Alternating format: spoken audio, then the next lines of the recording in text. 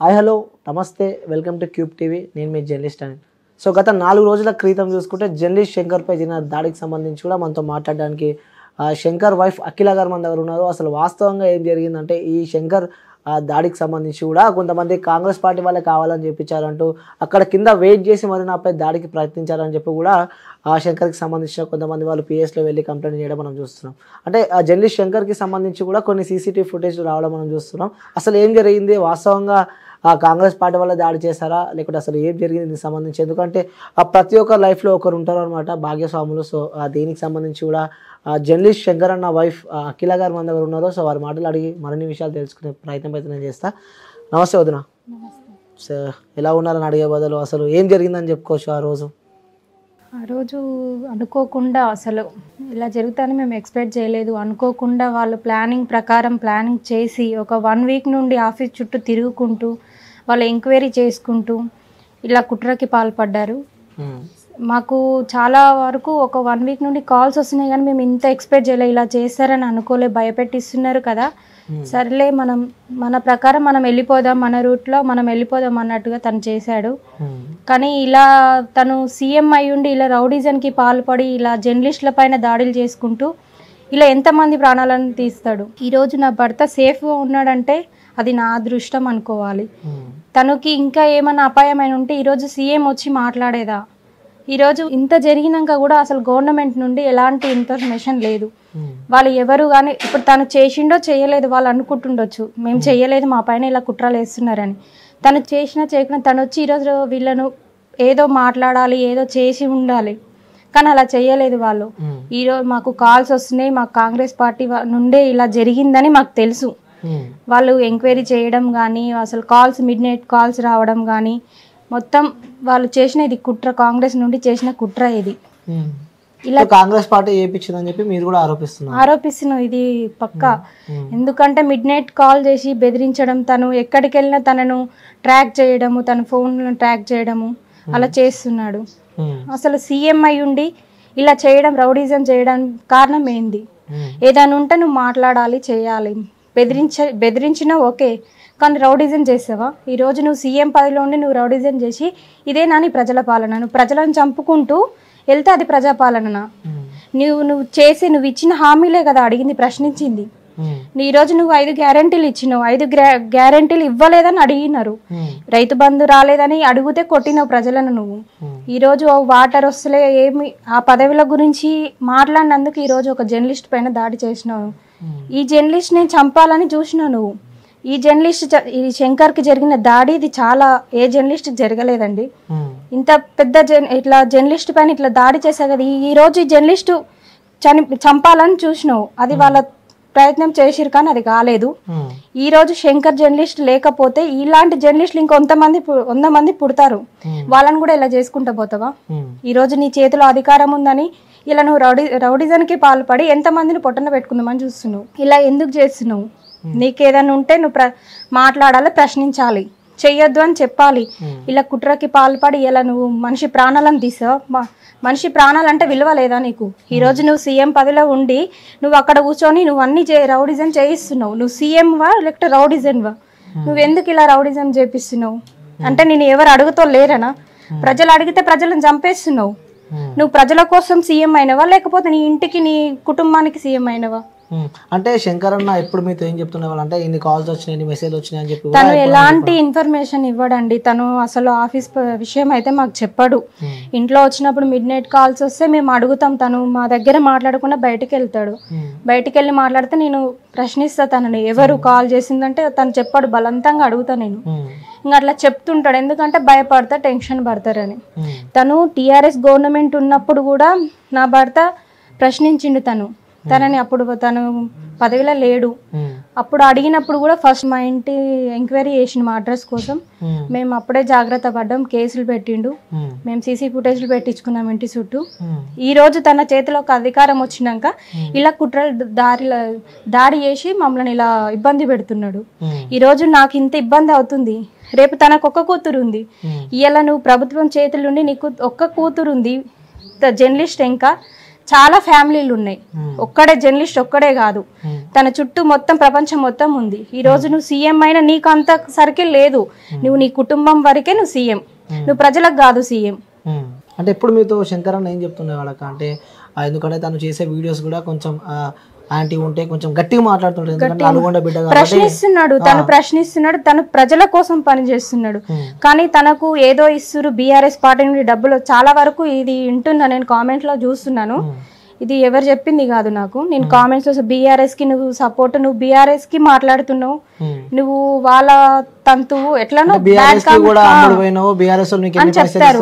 కానీ తనకు డబ్బుకు ఆశపడేటోడు కాదండి. తన కాడ ఉన్న నాలెడ్జ్ కోసం తను సొంతంగా మాట్లాడతా, కానీ ఎవరు చెప్పింది తను నమ్మడు అసలు.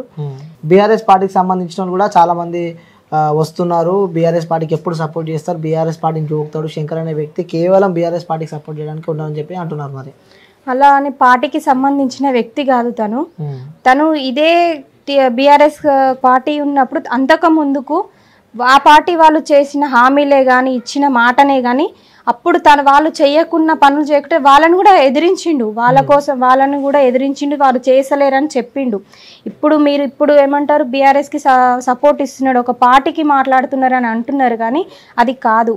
మీరు ఇంతకుముందు వీడియోలు చాలా ఉన్నాయి చూడండి, ప్రజలు చూస్తుంటారు, తెలిసిన వాళ్ళు చాలా వరకు చూసి మాట్లాడుతుంటారు. వాళ్ళకు కూడా తెలుసు తను ఏ గవర్నమెంట్ ఉన్నా ఆ గవర్నమెంట్ పనులు చేయకపోతే, ఇచ్చిన హామీలు నెరవేర్చకపోతే ఆ పార్టీకి కంపల్సరీ యాంటీగా మాట్లాడిండు. కానీ ఎలాంటిది లేదు, ఈ పార్టీ ఆ పార్టీ అని లేదు తనకి. తను ప్రజల కోసం పని చేస్తున్నాడు కానీ తను పార్టీకి పని చేయట్లేదు. అంటే ఆ వదిన ఆ రోజు ఇన్సిడెంట్ జరిగిన వెంట అసలు మీరు ఎక్స్పెక్ట్ చేశారా ఇలాంటి దాడి ఒకటి జరుగుతుంది అని చెప్పి? ఎందుకంటే అదృష్టం అనుకొని కొన్ని దెబ్బలతో మనము అంటే ఇక్కడ ఈ దెబ్బలతో మనం బయటపడడం, అనుకోరాంది జరిగితే ఏ విధంగా ఉండేది పరిస్థితి? ఈరోజు అనుకోకుండా ఇట్లా జరిగింది, మేము అసలు ఎక్స్పెక్ట్ చేయలేదు. ఫస్ట్ తను ఎంతసేపు నన్ను భయపట్టిస్తున్నాడు, నేను వాళ్ళకు యాంటీగా మాట్లాడుతున్నా, అట్లా మాట్లాడకుండా వాళ్ళకి భయపెట్టిస్తున్నారనే ధైర్యం ఉన్నది తనకి, కొంచెం భయం ఉన్నది, ఫ్యామిలీ సపోర్ట్ లేదు తనకి. ఇట్లా ప్రజల సపోర్ట్ ఉంది తనకి, నాకు ప్రజలు ఉన్నారు, నేను ప్రజల కోసం మాట్లాడుతున్నాను, నేను వాస్తవాలు మాట్లాడుతున్నాను. ఇప్పుడు వాస్తవాలు మాట్లాడుతున్నాడు కాబట్టి నువ్వు ఇచ్చిన హామీలు నెరవేర్చి చూపించాలి, కానీ ఇలా దాడిలకు పాల్పడడం అసలు ఇది మంచి పద్ధతి కాదు. సో దాడిలకి పాల్పడ్డది కూడా కాంగ్రెస్ పార్టీ అని చెప్పి కూడా మీరు ఖచ్చితంగా అదే పడ్డదని చెప్పి మీరు చెప్తున్నారు. సో దాని తర్వాత కూడా మనం కొన్ని వార్తలు చూసినాం వదిన, ఏంటంటే సో శంకర్పై ఆఫీస్లో పనిచేసే వాళ్ళు కూడా కంప్లైంట్ చేశారు, అది చేశారు అని చెప్పి కూడా తన క్యారెక్టర్ని అసాసినేట్ చేసినట్టు కూడా మాట్లాడారు. శంకర్ మంచి వ్యక్తి కాదు, వేరే వాళ్ళతో సంథింగ్ ఏదో మాట్లాడారు. దాని గురించి మీరేమంటారు అసలు? తను అలాంటి వ్యక్తి కాదండి. తను అందరినీ ఒక తోడబుట్టిన అక్కలాగా చెల్లెలాగా చూసుకుంటాడు. తనకు అలాంటి ఫీలింగ్స్ అయితే లేవు. అలా చేసేటోడైతే ఈ రోజు ఈ పొజిషన్ లో ఉండకపోయి ఉండే. కాంగ్రెస్ పార్టీ వాళ్ళు ఇలా అమ్మాయిలను అడ్డం పెట్టుకొని మా పైన మేము చేసిన అరాచకాలకు కేసులు కాకుండా వాళ్ళు జాగ్రత్త పడుతున్నారు. ఇది పక్క కాంగ్రెస్ వాళ్ళు చేయించింది, కేసు కూడా తీసుకోవట్లేదు. ఫస్ట్ ఇట్లా అటాక్ అయినాక ఇట్లా జరిగినాక మా పిల్లలు ఆఫీస్లో ఉండే పిల్లలు, తన ఎమ్మటి ఉండే పిల్లలు వెళ్ళి కేసు పెడితే కేసు టేకప్ చేయలేదు ఫస్ట్ పోలీస్ వాళ్ళు. తర్వాతకి ఎంక్వైరీ చేసినాక అదే అమ్మాయిలు వచ్చి కారు గుద్దిన అమ్మాయి వాళ్ళు రిటర్న్ కేసు పెడితే తనని యాక్సెప్ట్ చేసిరు. జర్నలిస్ట్ శంకర్ పై దాడి జరిగిందని కేసు పెడితే యాక్సెప్ట్ చేయలేదు పోలీస్ వాళ్ళు. అంటే మీరు గవర్నమెంట్ కి యాంటీగా ఉన్నారా లేకపోతే ప్రజల పక్షాన ఉన్నారా?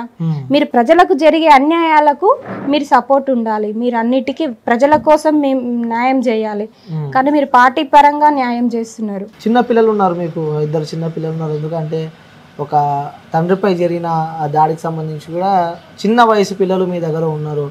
అంటే నాన్న అంటే చాలా ఇష్టం ఉంటుంది వాళ్ళకి. ఒక ఆ జర్నలిస్ట్ హోదాలు ఉన్న శంకర్ అన్న ఎందుకంటే చాలా అంటే ప్రశ్నిస్తున్నాడు. సో అనుకోని రాది జరిగితే ఆ పిల్లల పరిస్థితి ఏంది, మీ పరిస్థితి ఏంది అసలు?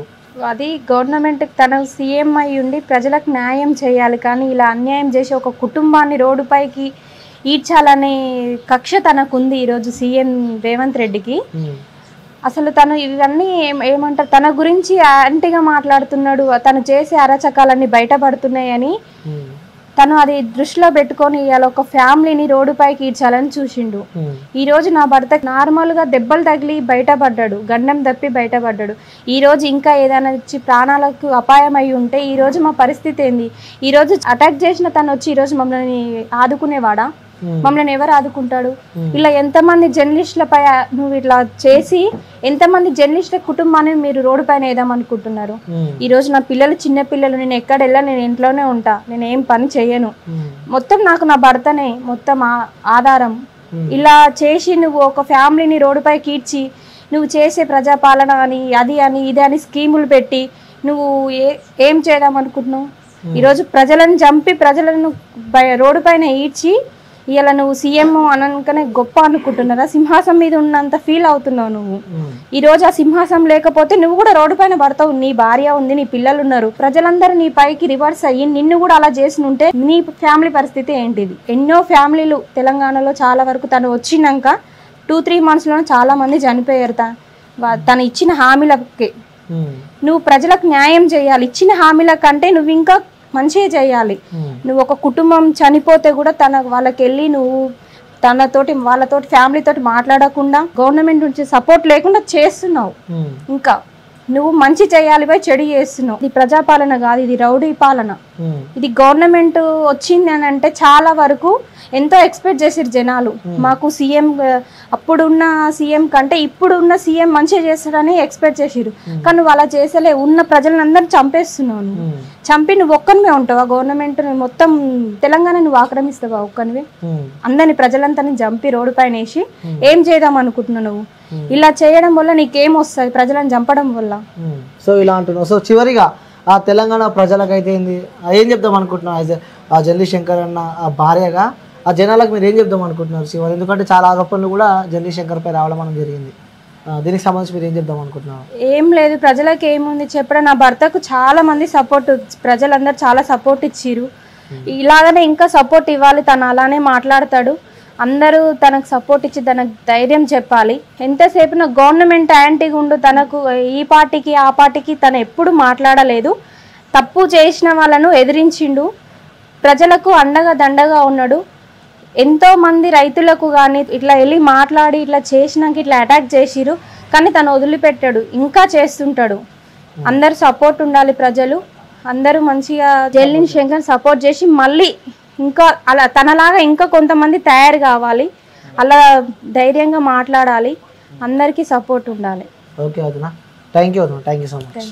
ఇప్పుడు ఆపరేషన్ లేకుండానే మోకాళ్లకు ప్లాస్మా ట్రీట్మెంట్. మీ ఆర్థోపెటిక్ సమస్యలన్నిటికీ రోబోటిక్ టెక్నాలజీ ద్వారా తక్కువ ఖర్చుతో శాశ్వత పరిష్కారం. Free consultation. ప్రతి ట్రీట్మెంట్ పై 20% డిస్కౌంట్. ఈ ఆఫర్ కొద్ది రోజులు మాత్రమే. త్వరపడండి. V9 hospitals 9281465842.